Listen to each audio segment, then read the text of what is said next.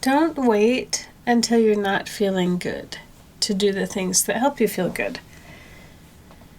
Be proactive and make them a part of your everyday routine. This 14-day mental health series is to honor those whose lives have been touched by mental illness, and it's in response to a friend of mine who recently died of suicide. I wish to give hope to those who are struggling, because there is always hope.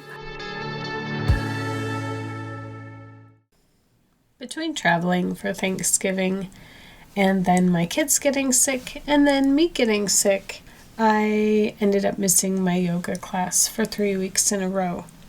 And what I found was I'm starting to hurt in a lot of places that I don't normally hurt because yoga keeps that under control for me. And it got me thinking about the things that we do to be proactive to feel good. There are things that we do to feel good physically, and there are also things that we can do proactively to make sure that we feel good mentally and emotionally. So what are the things that we can do proactively to keep feeling good emotionally? From my experience, I've learned that a little bit of sunshine every day goes a long way. Sometimes you might live in a place where the sun doesn't shine a lot. I'm really lucky that I live in a place that's very sunny almost always.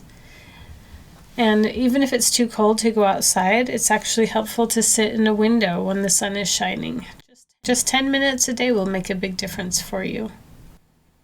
Exposure to sunlight increases serotonin, which boosts mood, and it also helps you to be more calm and focused. Also associated with sunlight is vitamin D. So in addition to getting sunlight, a vitamin D supplement can also be helpful with mental and emotional health. Another important tool is exercise. Exercise releases endorphins, which are our feel-good chemicals. So exercise is an important piece to how we feel.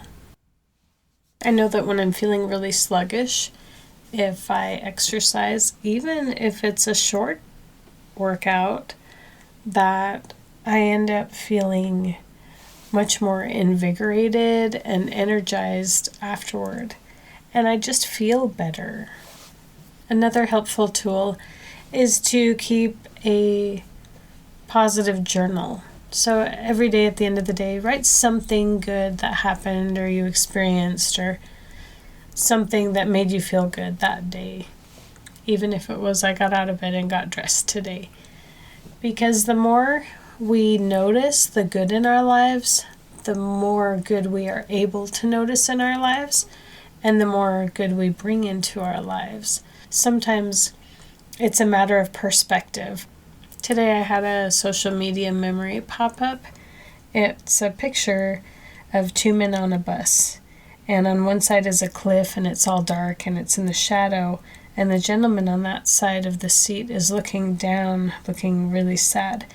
And on the other side of the bus is a row of seats with someone in it looking up at the sunrise coming up over the mountains and looking so excited and happy.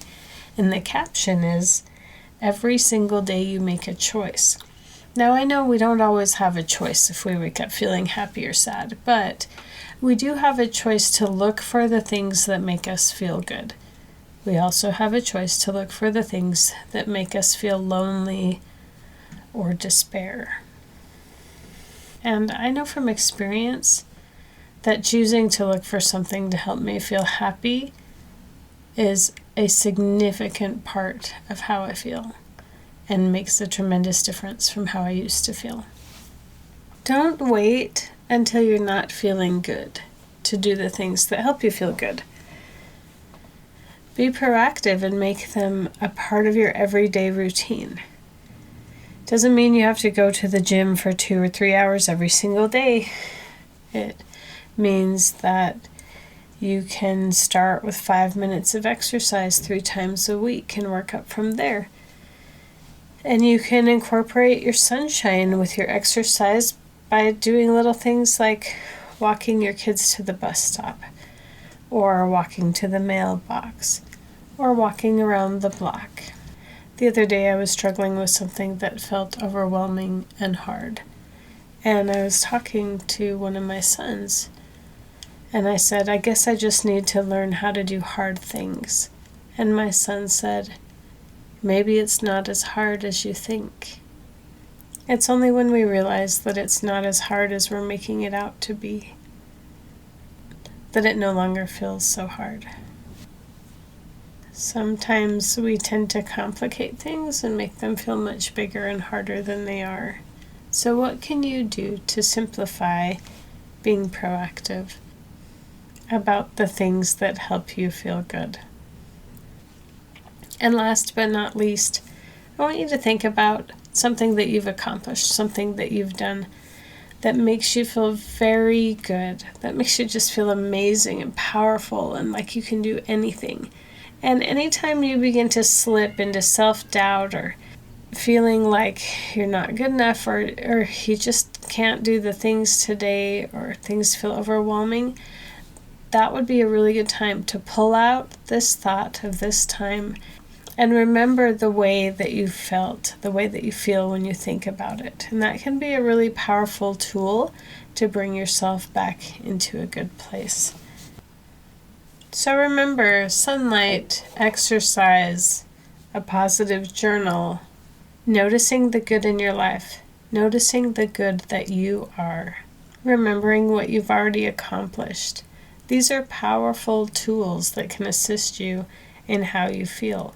These are powerful tools to bring into your everyday routine that will make a tremendous difference, not only in how you feel, but how you show up for your loved ones.